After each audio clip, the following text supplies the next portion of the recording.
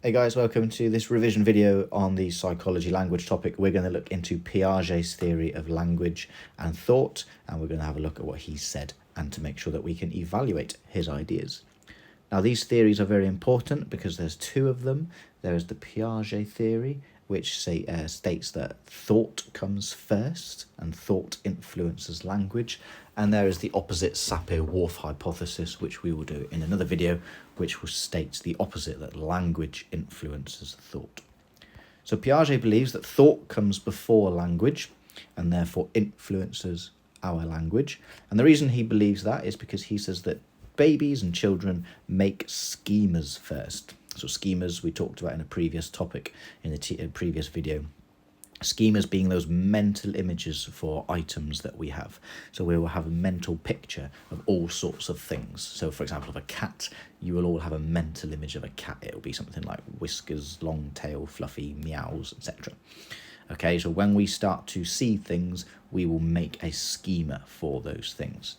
What we will then do as we start to develop a bit older, to sort of like 2-3 years old, and we start learning to use words, we will then match up those words to the schema that we already have.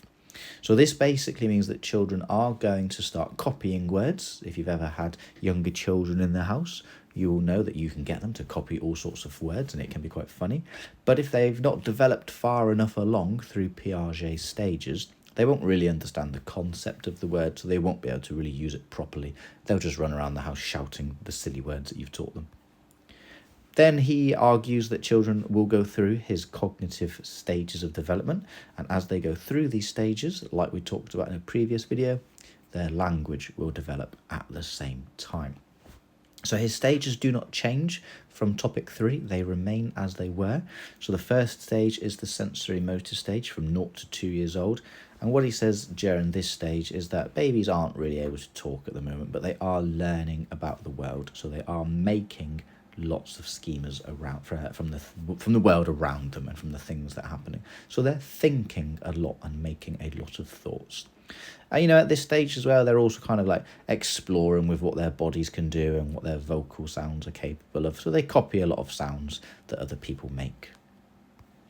Then they enter the pre-operational stage from 2 to 7 years old. They will develop language rapidly here, lots and lots of new words. This is often sort of linked to like the question phase and the question stage, where they ask questions about everything, constantly finishing every sentence with why.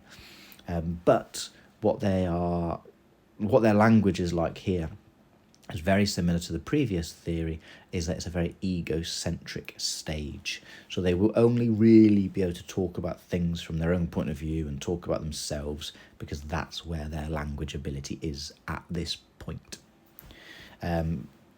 If you ask a child in this stage what somebody else would like, they'll just tell you what they want themselves. It's kind of funny. Then we move into the concrete operational stage, 7 to 11 years old. And at this stage, we're now getting past the egocentric problem. We're going to start talking about other people's views, which shows more advanced language, but we are really kind of stuck to what extent and how complex and complicated the things we can actually talk about. So we're only really limited to talking about physical and concrete things. So, talking about some quite abstract ideas like courage or love or bravery or scientific things is still quite difficult for children to fully get their heads around in this stage. Then we have the final stage, the formal operational stage, 11 plus years old. And at this stage, Piaget said that we're now able to talk about abstract ideas and theoretical ideas, so we can hypothesize and talk about those really complicated things. Now, he did say, which is different to his previous theory, he did say that some children never actually make it to this formal operational stage of language, and that does appear on the mark scheme, so that is worth knowing, and that is worth popping down in your summary answers and explanations of Piaget's theory.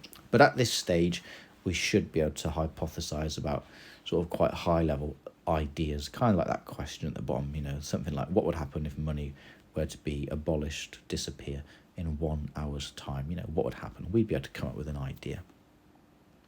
So as a quick summary of what Piaget said, we've kind of gone through this in class. I kind of summarise it like this normally. He says that thought comes first. He says that this is because children make schemas first and they match the words up later. They're only able to use the correct words when they're at the right stage. So if you teach them a complicated word, they might just say it, but they won't use it properly. So there you go, they can hear and copy words, but they can't use it properly. Language develops in 4 stages, just like their cognitive development. And it goes through the sensory motor stage, where they can really only make sounds, the pre-operational stage, where they are very egocentric in their speech, the concrete operational stage, where they can only really talk about physical and concrete things, and then finally the formal operational stage, where we can now discuss abstract and theoretical ideas. But some children never actually make it to the formal operational stage. So if I was going to outline it for an exam question, it would look something like this. Outline Piaget's theory that language depends on thought. I'd go something like, Piaget said that children develop schemas first and match words to them later. This shows that thought comes before language. He said that language develops in stages. In the sensory motor stage, 0 to 2, babies copy sounds and words but can't use the words to communicate until they're in the right stage.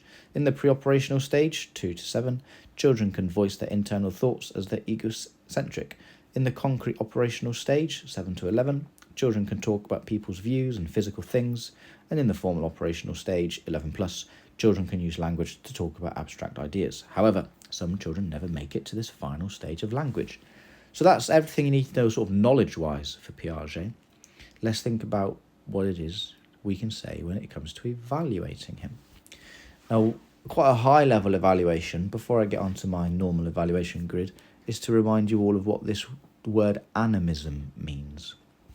And animism is quite a cool idea, which young children often suffers the wrong word, but they show and display. They display animism, and it's the idea that when children think that things like toys and objects and plants have feelings and thoughts just like people do. So if you imagine a child, when they see a teddy bear, they might think that when they give it a big hug that they're making the teddy happy. Or that when a tree loses its leaves, they might think that the tree is quite sad. So basically, it's like believing that everything that is around you is alive in some way, even though it's not. And as you're older, you all know that. And this is quite a common way of thinking in younger children, who often go around giving inanimate objects human-like qualities, often to their favourite things. And this shows that children's way of thinking is very different to an adult's way of thinking. And because children think like this, it affects the way that they talk. So if we're talking about thought and language, we've got an example here of a child's thought processes affecting their language. And this is going to help us out for an evaluation point in just a second. So what evaluations can we say? Let's go through some positives first of all. Well, firstly, there is evidence just from day-to-day children and the language that they use. When you talk to children and they talk to you, there is evidence that they've clearly thought about what they said and what they say. Their language is not random, and they will use lots of 2-word phrases, which shows that they thought about what they were going to say. For example, they'll often say things like mummy sock or sock mummy. And those 2 words used in those 2 different orders mean completely different things to the child, and they've clearly thought about it. So mummy sock might mean that's a sock that belongs to mum. But if they go sock mummy, they might just be pointing out to their mum that they found a sock. So clearly 2 completely different messages, just by changing 2 words around, shows that the child is thinking before they speak. We just talked about animism. And this is really good support for Piaget's theory. It's the idea, that if children are thinking that inanimate objects have feelings and emotions, and therefore that affects the way that they are talking, that shows that their thinking processes are affecting their language. On the negative side, Piaget is just one person and he is just one observer, and therefore there could be potentials for researcher and observer bias or misinterpretation in what it is that he observed in the children when he was originally coming up with his theory. You should remember from the previous theory that Piaget's sample is also quite biased, quite a small sample, quite ungeneralisable because they were all from Switzerland. So maybe there's something in the Swiss education system which influences the children's development and their language development, which maybe doesn't generalise beyond the country of Switzerland.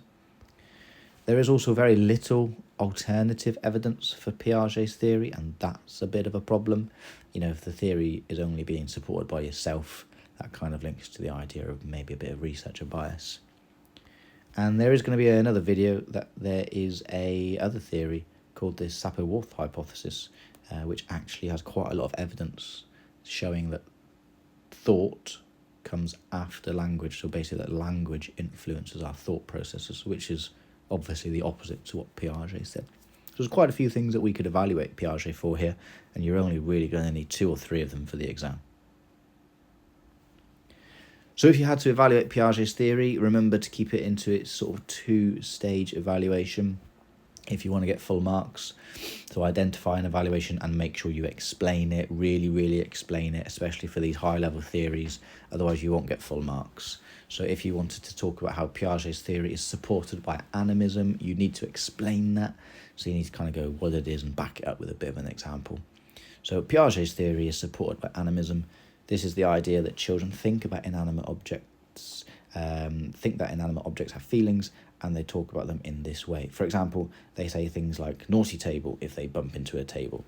This shows that their thinking has affected their language. So good support for Piaget's theory. Right guys, that's a summary of Piaget's theory and the evaluation of the theory with some model answers in there. Hopefully it's helpful, and hopefully that makes you feel really comfortable and confident for Piaget's theory of language.